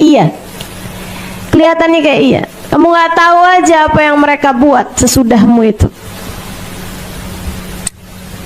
Ini serem sih. Siapa nih mereka ini? Sehingga sekalian, para ulama sih banyak bilang mereka ini adalah kelompok orang-orang yang mereka tuh ibadah di dunia kayak ibadahnya umat Nabi Muhammad, tapi hati mereka nggak punya cinta sama Nabi Muhammad. Nggak ada cintanya gitu sama Nabi. Ziarah makam Nabi syirik. Nabi Muhammad dah meninggal, nggak bisa ngapa-ngapain lagi dalam alam kubur. Nabi Muhammad hanya manusia biasa, nggak bisa buat apa-apa gitu. Ini yang kayak beginian ngomongnya di dunia aja udah kayak begitu. Yang dia mau datengin telaganya Nabi, ya gimana coba? Waktu di dunia bilang Nabi Muhammad hanya manusia biasa aja. Ya malaikat kan kesel. Kalau menurut kamu Nabi Muhammad manusia biasa aja, nggak punya tenaga, sana kamu. Ngapain kamu datang ke telaganya? Kamu bilang kan manusia biasa, ngapain kamu datang ke telaganya? Kamu bilang Nabi Muhammad nggak bisa apa-apa, ngapain kamu datang ke telaganya? Tampang kamu sih kayak umatnya, tapi kamu bukan umatnya. Hatimu nggak punya rasa cinta kepadanya. Bahkan orang-orang yang datang berziarah ke makam Nabi, kamu mengatakan mereka telah syirik. Kamu mengatakan mereka telah berlebih-lebihan kepada Nabi. Bahkan yang sekedar datang ke makam Nabi Muhammad kemudian berucap salam kepada Nabi Muhammad, kamu menghardiknya. Kemudian kamu berkata, kiblatnya sebelah sana, jangan ngadep ke sini, kiblatnya sebelah sana. Ini hanya makam Nabi Muhammad, nabinya udah mati, kiblatnya ke arah sana. Nih sekarang ngapain kamu datang ke telaganya? Jangan sampai kita, anak-anak kita, turunan-keturunan kita ikut sama pemahaman-pemahaman yang tidak bertanggung jawab semacam itu. Agama ini agama cinta. Sempurnamu beribadah di dalam agama ini adalah ketika hatimu dipenuhi dengan cinta kepada Allah yang utama dan kepada siapapun yang membawamu kepada cintanya Allah dan kepada siapapun yang dicintai oleh Allah. Dan ketahuilah, tak ada yang pernah mencintai dan dicintai Allah lebih daripada kekasihnya baginda kita Nabi besar Muhammad. Maka beribadahlah dengan sepenuh cinta padanya. Sholatlah dengan cinta pada Allah dan kepada Nabi Muhammad. Rasakanlah saat lisanmu berucap inni wajjahtu wajhi lilladzi fataras samawati wal ard. Aku hadapkan diriku yang hina dina kepada Engkau ya Allah, penguasa langit dan bumi. Dan saat lisanmu berucap Assalamu alayka ayyuhan nabi wa rahmatullahi wa barakatuh. Salam untukmu wahai seorang nabi dan rahmat Allah senantiasa tercurahkan kepadamu wahai kekasih kami baginda Nabi besar Muhammad. Assalamualaikum warahmatullahi wabarakatuh.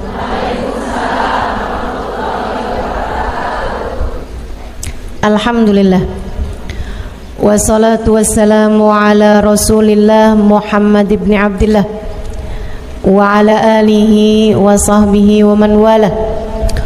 Subhanaka la ilma lana illa ma 'allamtana innaka antal alimul hakim.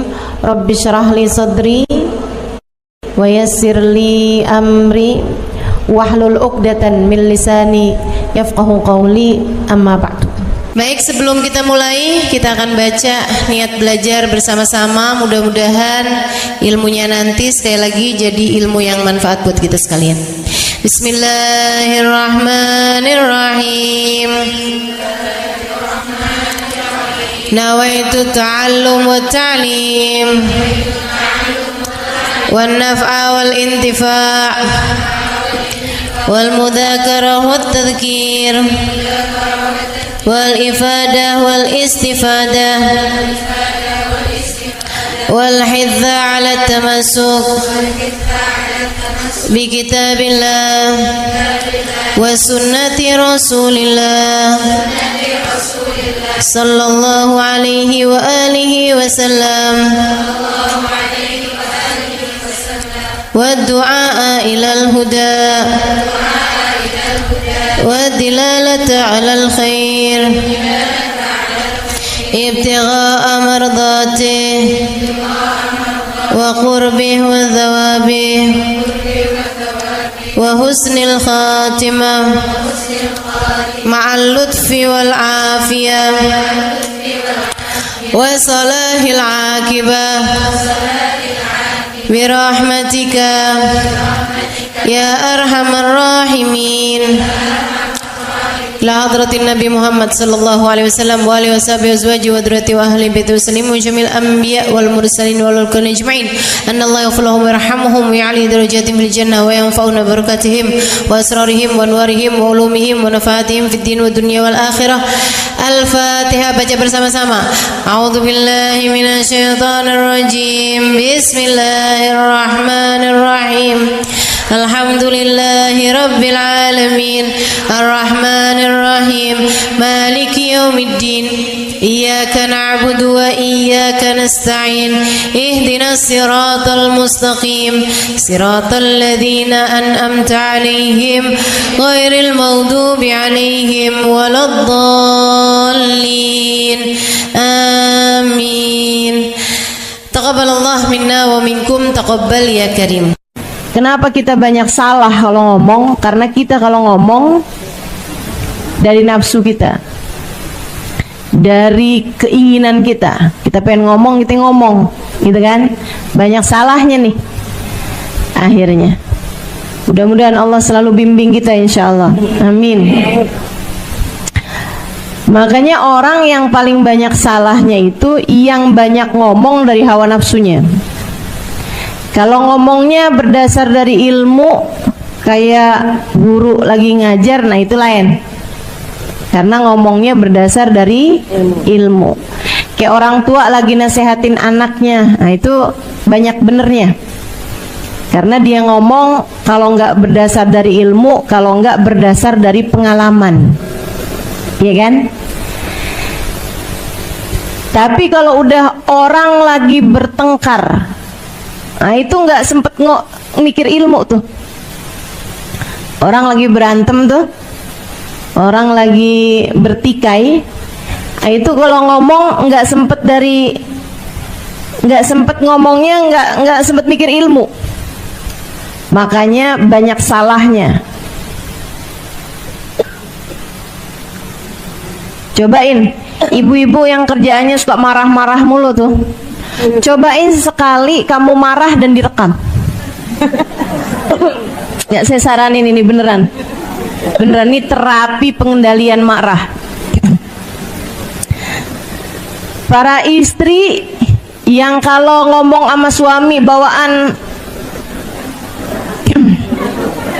ngegas mulu, ya, bawaan ngegas aja gitu, kayak nggak ada remnya gitu, blong udah remnya. Coba sekali-kali direkam, kalau perlu bukan hanya suara tapi video,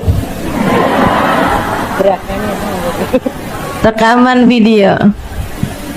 Masya Allah, kamu akan lihat betapa sangat menyeramkannya dirimu. Kenapa gitu? Karena ngomongnya tuh nggak pakai ilmu, nggak pakai iman, deh, nggak pakai hati gitu. Ngomongnya berdasar dari hawa nafsu, berdasar dari nafsu, keluar dari ego. Tuh banyak nyeselnya. Ada Ibnu Mas'ud lagi marah sama budaknya. Wah, suaranya kenceng banget. Dipanggil sama Nabi, ya Ibnu Mas'ud, nggak denger. Panggil lagi sama Nabi, ya Ibnu Mas'ud, nggak denger juga.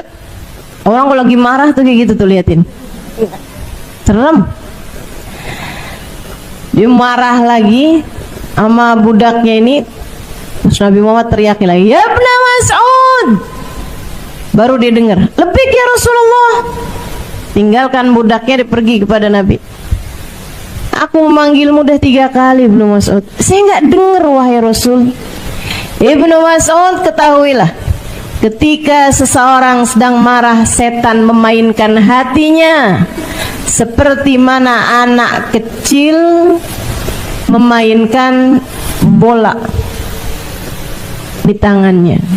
Kayak gitu tuh setan, mainin hatinya orang yang lagi marah. Masya Allah. Nah, Nabi kenapa nggak banyak salahnya atau nggak ada salahnya? Bukan nggak banyak, nggak ada salahnya. Karena Nabi tidak pernah berbicara dari hawa nafsunya. Tidak pernah. Nabi selalu berbicara dari wahyunya Allah Subhanahu wa ta'ala. Dari wahyu dari Allah Subhanahu wa ta'ala. Alladzi la yantiqu anil hawa in huwa illa wahyun yuha. Semua yang disampaikan Nabi adalah wahyu yang diwahyukan oleh Allah Subhanahu wa ta'ala. Jadi Nabi ngomong iya, enggak, semuanya dari Allah Subhanahu wa ta'ala. Makanya kata Sahibul Burdah, Nabiyunal amirun nahi fala ahadun abarra fi qawli la minhu wala na'ami. Nabiyunal amirun nahi. Nabi Muhammad adalah Nabi yang amir juga, nahi juga, memerintah juga, ngelarang juga.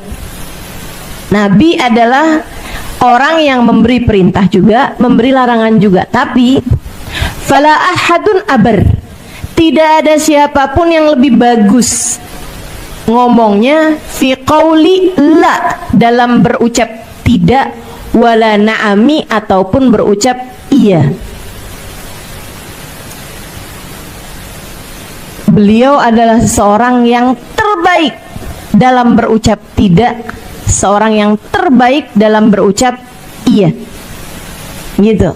Kita kan kadang-kadang yang iya kita enggak-enggakin, yang enggak kita iya-iyain. Nah, tuh. Ini nih yang salah gitu. Kita kadang suka nggak ngerti gitu. Yang manaan aja yang mesti kita iyain, yang mana yang mesti kita enggakin. Kenapa gitu? Itu tadi. Karena kita tuh seringnya ngomong berdasar hawa nafsu. Coba belajar buat tekan hawa nafsunya, nanti kita akan jadi ngerti kapan seharusnya bilang iya, kapan seharusnya bilang enggak. Hidupmu jadi jauh lebih terarah ketika kita berpikir dengan jernih. Hawa nafsu nih yang rusak kita nih, hawa nafsu nih. Hawa nafsu, udah percaya saya deh. Hawa nafsu merusak kita, teman-teman. Keinginan kita pengen begini, kita pengen begitu. Nah, itu setiap kali. Tapi kan saya maunya, tanyain sama diri sendiri, kalau maunya Allah gimana? Kalau maunya Allah gimana? Gitu. Jangan segala-gala yang kamu pikirin mau kamu mulu gitu. Katanya pengen jadi hamba yang Allah senantiasa memberi padamu apa maumu, maka jadilah hamba yang selalu mempersembahkan apa yang Allah Subhanahu wa ta'ala mau. Orang-orang mulia itu gitu tuh. Mereka tuh ngomongnya bagus. Saya tuh dulu pernah mikir gitu kan. Saya kalau ketemu banyak kayak orang-orang yang lurus-lurus, orang-orang yang ahli ibadah gitu di kampung saya gitu, kayak orangnya tuh nyeremin gitu. Maksudnya tuh dalam artian kayak kalau ngomong banyaknya tentang urusan kayak neraka gitu-gitu kan, serem-serem gitu. Jadi saya dulu punya pemikiran bahwa, saya rasa sih pemikiran anak zaman sekarang juga loh. Mereka tuh suka ngelihat orang tuh kalau salik, kalau ngerjain apa yang diperintah sama Allah, kayak mendadak jadi menyeramkan gitu, mendadak jadi menakutkan gitu. Kalau ngomong tuh yang dosa, neraka, murka gitu loh. Urusannya tuh kayak yang awas nak, nggak boleh gitu, nanti begini gitu, kayak nyeremin kayak gitu. Dulu saya punya pemikiran bahwa orang-orang yang jalanin agama dengan benar itu menjadi orang-orang yang menyeramkan, orang-orang yang galak, orang-orang yang bicaranya tentang akhirat, yang akhiratnya itu urusannya adalah neraka gitu.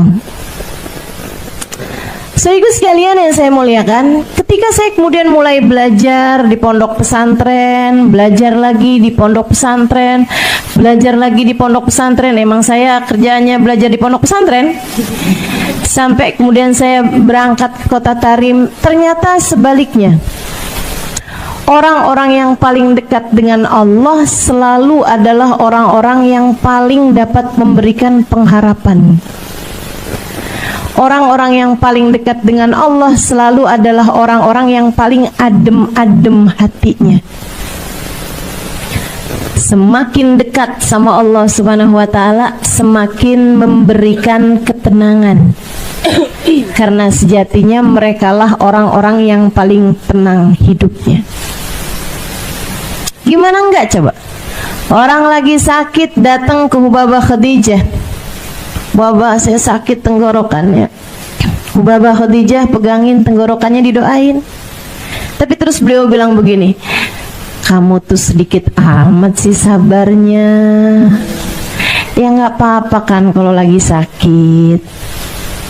Kamu tahu nggak, sakit itu tanda Allah lagi ingat sama kamu, lagi sayang sama kamu. Saya tuh kalau agak lamaan nggak dikasih sakit, saya sampai suka nanya sama Allah, ya Allah, apakah engkau lupa kepada hamba-Mu Khadijah? Coba tuh, kalimat apa yang lebih menenangkan buat orang yang sakit daripada kalimat itu? Kita kan enggak. Kita kalau ngeliat orang sakit ya, introspeksi. Ingetin dosa lo tuh. Betul nggak? Ibu-ibu nggak usah nasehatin orang lain, nasehatin suami sendiri kalau lagi sakit. Coba diinget-inget. Anak lagi sakit aja hatinya dibuat begitu ya, dibuat sedih gitu. Masya Allah, Masya Allah. Ini semua adalah hukuman atas dosa-dosamu, nak. Makanya kalau mama ngomong tuh dengerin, jangan suka ngebantah, kan gitu tuh. Tahu sendiri tuh kan, sakit kan, gitu tuh. Kegedean hawa nafsu, teman-teman, kegedean nafsu kita nih. Dan itu yang bikin kita salah dalam hidup nih, banyak salahnya gara-gara itu tuh. Suka ngikutin hawa nafsu. Kalau mereka ini hamba-hamba tercinta di sisi Allah Subhanahu wa taala, bener mulu ngomongnya, karena ngomongnya nggak dari nafsu, tapi dari hati yang bercahaya dengan cahaya iman, cahaya ilmu, cahaya pengalaman, cahaya kedekatan dengan Allah Subhanahu wa taala. Gak ada yang lebih ngerti, gak ada yang lebih pinter, gak ada yang lebih faham selain Allah. Maka Allah akan menjadikan hamba yang dekat dengannya menjadi faham, menjadi mengerti, menjadi tahu segala sesuatu. Kayak baginda kita Nabi besar Muhammad SAW, selalu benar terhadap ucapannya, semuanya gitu. Orang-orang yang ngikutin jalannya Nabi Muhammad juga gitu. Sampai saya ingat nih ucapannya Farazdak. Farazdak itu seorang penyair kaliber, penyair nomor 1 di negeri Arab pada masa tabi'in, masa sesudah masanya sahabat. Nggak menangin Nabi Muhammad, nggak dapetin masa hidupnya Nabi. Dia hidup di masanya para sahabat sebagai seorang tabi'in. Ketika Sayyidina Ali Zainal Abidin itu anaknya Sayyidina Husain bin Ali bin Abi Thalib radhiyallahu taala anhum wa ardahum. Sayyidina Husain ini teman-teman, ibadahnya tiap malam 1000 rakaat. 1000 rakaat. Bayang gak sih? Ibadah malamnya 1000 rakaat. Bersama dengan itu hatinya merunduk sampai kayak yang kalau orang sebut-sebut neraka gitu, kayak yang saya tuh gitu. 1000 rakaat loh ini. Kita jangan kata 1000 rakaat, baru 2 rakaat gitu kan, di waktu malam bisa tahajud, 3 rakaat witir gitu. Udah berasanya kalau hadir di majelis tuh pantesnya duduk paling depan. Kalau perlu sebelahan ustazah.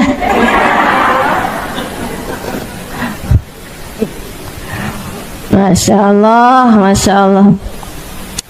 Ini ada orang sholatnya tiap malam 1000 rakaat. Kalau disebut tentang neraka kayak ngerasa yang paling pantas buat masuk neraka. Hati luar biasa bener kalau bercahaya. Saudaraku sekalian saya muliakan, satu hari beliau lagi mengerjakan ibadah haji di tahun yang sama. Khalifah, pemimpin di zaman tersebut, kayak presiden di zaman itu yang membawahi seluruh khilafah Islamiyah, bukan hanya di Saudi Arabia, bukan, tapi Mesir masuk, Yaman masuk, ya, semua negara-negara Arab nih di bawah kepemimpinan dia ini nih, khalifahnya nih, presidennya nih. Itu teman-teman lagi melaksanakan ibadah haji juga, tapi emang zaman itu tuh masih banyak yang soleh ya. Presiden haji itu nggak pakai dihalau orang, nggak pakai nih khalifahnya mau tawaf kosongkan Ka'bah gitu, nggak pakai tuh kayak gitu. Atau misalnya Ka'bahnya di area sekitarnya dia dipakein pengawalan, nggak bisa ada orang ngedesek-desekin gitu, enggak. Zaman itu tuh enggak, khalifah ya udah gitu, ikutan haji barengan orang, ikutan tawaf barengan orang, tapi memang ada orang-orang di sekelilingnya juga gitu, ada beberapa sukanya. Abis dia tawaf pengen cium Hajar Aswad nggak bisa-bisa, khalifah loh ini, ya kan? Sekarang nih kadang-kadang orang pengen cium Hajar Aswad susah-susah, dia manggil joki. Tahu nggak sekarang ada joki Hajar Aswad? Udah berapa tahun sih itu? Ya Allah, ya Allah. Saya pernah ditawarin juga gitu. Mau cium Hajar Aswad 300 real. Iya. 300 real. Cium Hajar Aswad. Gak tau, pokoknya dia akan sikut sana sikut sini gitu ya, sampai bisa bikin kita bisa cium Hajar Aswad gitu kali ceritanya. Saya juga nggak tahu, emang nggak pernah nyoba juga pakai joki. Itu teman-teman sekalian, khalifah mau nyium Hajar Aswad rame banget, penuh banget, dia nggak bisa tuh. Di saat lagi kayak begitu, tiba-tiba dari arah masjid mau menuju ke Ka'bah datang Ali Zainal Abidin. Ini urusannya pengawalan langit. Nah, ini lain nih, kalau orang-orang pakai pengawalan langit, pakai jalur langit nih, kita nggak bisa ada yang nyaingin. Kalau udah orang sama Allah dikasih jalurnya jalur langit, dan nggak ada yang bisa ngalahin. Allah kalau udah mau naikin orang, nggak ada sesiapa pun bisa nurunin orang. Kalau udah lewat jalur langit, dijatuhkan sama Allah, nggak ada yang bisa naikin. Urusan jalur langit memang udah nggak ada lawan, Saudaraku sekalian saya muliakan, ini hamba-hamba jalur langit Sayyidina Ali Zainal Abidin bin Husain bin Fatimah bintun Nabi sallallahu alaihi wasallam.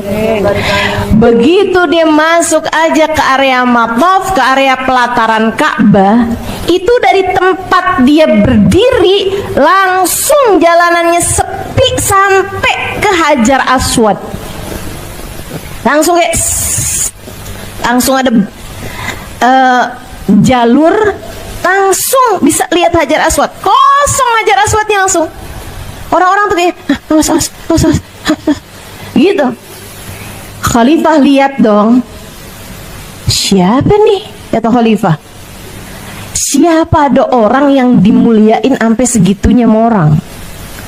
Siapa dia orangnya yang sampai membuat semua mata tertunduk, semua kepala patuh sama dia ini gitu. Dia liatin orangnya kayak biasa-biasa aja tampilannya, nggak pakai imamah gede-gede, jenggotnya nggak yang panjang kayak apaan gitu. Ya, biasa tampilan para habaib gitu tuh. Baju sederhana, segala sederhana gitu kan. Dia nanya sama orang-orang di samping-sampingnya, siapa dia? Kata Khalifah nih, ternyata orang-orang di sampingnya nih memang orang-orang yang biasa deket sama pejabat, yang kadang-kadang suka nggak mau kalau si pejabat ini ngerasa rendah hati, ada orang ngerasa minder, ada orang yang dimuliain lebih daripada dia gitu. Suka ada penyakitnya nih, penyakitnya orang yang deket sama orang besar. Dia nggak mau kalau orang besar itu jadi merasa rendah karena ada orang lain yang dibesarkan lebih daripada dia. Ini penyakitnya nih, penyakitnya orang deket sama pejabat gitu ya, suka nutupin kritik-kritik dari rakyat yang gitu-gitulah. Mudah-mudahan Allah selamatkan kita semuanya dari penyakit-penyakit yang nggak bener. Dia bilang kayak gini, dia kenal, cuma dia bilang, tahu tuh siapa sih tuh? Kayak nadanya tuh kayak yang songong amat, siapa sih tuh? Gitu. Nadanya kayak yang siapa sih emang? Pura-pura nggak kenal. Pura-pura nggak kenal. Pak Rozdak pas kebenaran banget ada di situ. Dia bilang, oh kamu nggak tahu siapa dia? Saya tahu. Hadzal ladzi ya'riful batha wat'atuhu wal urbu ya'rifuhu wal haramu. Ini adalah seseorang yang tanah mana yang gak kenal sama dia. Tanah Mekah ini kenal kepadanya. Demikian pula orang Arab dan orang Ajam semua kenal padanya. Hada ibnu Fatimata in kunta jahiluhu bijaddi anbiya Allahi qad khutimu. Ini adalah putranya Fatimah, putri Nabi Muhammad. Jika kamu nggak tahu, kakeknya lah, dengan kakeknya lah semua nabi-nabi dipungkasi. Diakhirinya nabi-nabi dengan kakeknya dia. Hadat taqiyun nakiyul alimul alam. Urut tuh dibawa tuh syair, bait syair yang sangat panjang sekali. Salah satu dari pujiannya yang bikin saya ingat sama cerita ini. Maqala la qattu illa inda tasyahudihi laula tasyahudu kanat la'uhu na'amu. Dia adalah seseorang yang gak pernah berkata tidak kecuali saat syahadatnya. Andai tidak karena syahadat, la-nya akan berubah juga menjadi na'am. Syahadat la ilaha illallah. Ini Sayyidina Ali Zainal Abidin, katanya Farazdaq, adalah seseorang yang tidak pernah berkata tidak. Selalu iya aja. Satu-satunya tidaknya adalah di kalimat la ilaha illallah. Andai tidak karena syahadat, andai tidak karena tasyahud, syahadat, la-nya juga bakal berubah jadi na'am juga. Saya ketika baca ini saya pikir-pikirin, ya Allah, saya nih dalam hidup kebanyakan bilang enggak terhadap keputusan-keputusan Allah dalam hidup saya. Kayaknya kebanyakan bilang enggak, kebanyakan protesnya daripada iyanya. Dikasih sehat panjang banget, jarang-jarang bilang naam, naam, naam. Giliran dikasih sakit dikit langsung bilang kenapa ya. Iya, kamu juga ngelihat suami kayak yang duh